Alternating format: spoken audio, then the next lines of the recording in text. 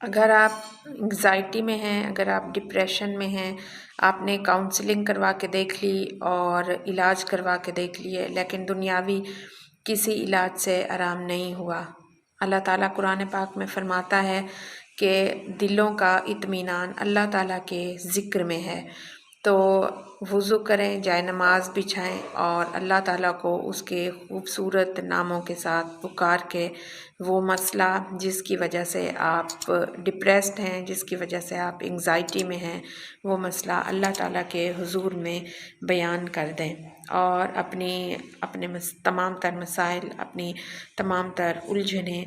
اس کو جب آپ بتانے لگیں گے، جب آپ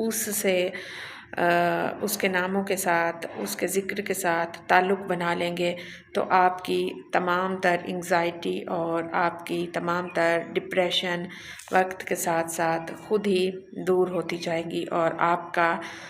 دل اطمینان اور سکون پاتا جائے گا، کیونکہ یہ میری آپ کی کسی کی بات نہیں ہے، یہ اللہ تعالیٰ کی بات ہے اور اللہ تعالیٰ خود ہی فرماتا ہے جب کہ دلوں کو سکون میرے ذکر میں ملتا ہے تو پھر ڈپریسڈ اور مریض اور ٹینشن کا شکار لوگوں کو کیسے ہو سکتا ہے کہ جب وہ اللہ کا ذکر کریں اور سکون نہ ملے۔ تو اللہ سے تعلق بنائیں اور ڈپریشن سے، انگزائٹی سے، ٹینشن سے آزادی اور چھٹکارا حاصل کریں۔